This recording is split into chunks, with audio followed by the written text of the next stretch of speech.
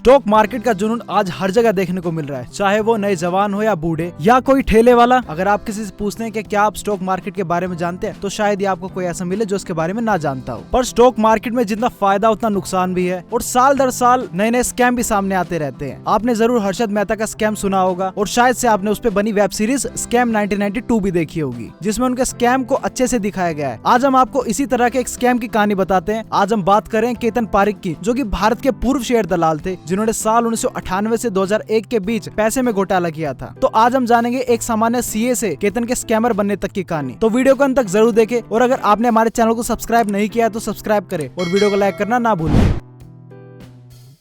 केतन पारिक का जन्म मुंबई के एक उच्च वर्गीय मध्य परिवार में हुआ। उनके परिवार का काम शुरू से ही स्टॉक ब्रोकिंग में था। उनके पिता विनय चंद्र एन पारिक ने केतन को स्टॉक ब्रोकिंग से अवगत कराया। फिर बाद में जब केतन ने अपनी पढ़ाई खत्म की और जब वह चार्टर्ड अकाउंटेंट बन गए, फिर उन्होंने स्टॉक मार्केट की दुनिया में कदम रखा। और आपको जानकर हैरानी होगी कि केतन किसके शागिर्द थे। आपकी जानकारी के लिए बता दें कि केतन हर्षद मेहता के शागिर्द थे। और आपको जानकर हैरानी होगी, जिस साल हर्षद मेहता का स्कैम सामने आया था, उसी साल यानी कि 1992 में पहली बार केतन को स्कैम में सम्मिलित पाया गया, जिसका नाम कैफीना म्यूचुअल फंड था। लेकर उन्हें 1 साल की सजा भी हुई। पर आज हम उस स्कैम की बात नहीं कर रहे हैं। खैर, सीए होने का फायदा केतन को हुआ क्योंकि उन्होंने अपने इस ज्ञान का प्रयोग स्कैम को करने में लगाया। केतन ने अपने स्कैम की शुरुआत 90 के दशक के अंत में की। उस समय इंटरनेट नया था और सभी के लिए जादू से कम नहीं था। स्टॉक मार्केट में भी इंटरनेट से रिलेटेड स्टॉक्स बूम कर रहे थे। साथ ही नए नए मीडिया हाउस के स्टॉक्स भी उछल रहे थे। केतन ने इन्हीं सब का फायदा उठाया और खूब पैसा कमाया।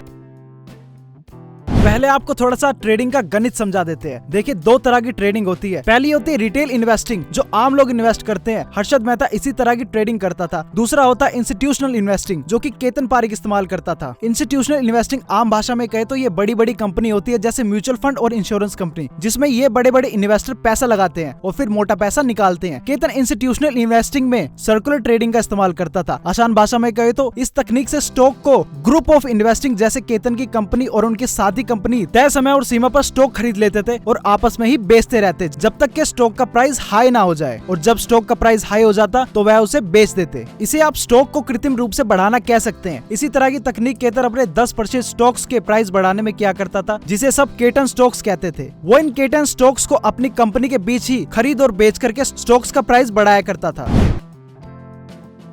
साल 2000, उस समय टीवी घर घर पहुंच रहा था और इंटरनेट भी दुनिया में फैल रहा था। स्टॉक मार्केट भी इससे अछूती नहीं रही, जहां केतन ने इंटरनेट और मीडिया के स्टॉक्स को उठा करके पैसा कमाना शुरू किया। साथ ही वह मीडिया की अटेंशन भी चाहता था ताकि उसके केटन स्टॉक्स मशहूर हो जाए और सभी उसके स्टॉक्स पर पैसा लगाए। उसने इसलिए मीडिया में स्टॉक्स खरीदने और सर्कुलर ट्रेडिंग से ही स्टॉक्स के प्राइस बढ़ाने शुरू किए। इन स्टॉक्स में पेंटाफॉर्म का स्टॉक, जो कि 175 रुपए का था, सर्कुलर ट्रेडिंग से वह 2700 रुपए का हो गया। और वहीं ग्लोबल टेली सिस्टम का स्टॉक, जहां 85 रुपए का था, सर्कुलर ट्रेडिंग के द्वारा 3100 रुपए का हो गया। और साथ ही जी के स्टॉक्स, जिसकी शुरुआती कीमत 175 रुपए थी, सर्कुलर ट्रेडिंग से उसके स्टॉक्स की प्राइस 11,000 तक पहुंच गई। साथ ही आपको बता दें, कई कंपनियां जो केतन की दोस्त थी, वो खुद केतन को सर्कुलर ट्रेडिंग के लिए पैसे दिया करती थी।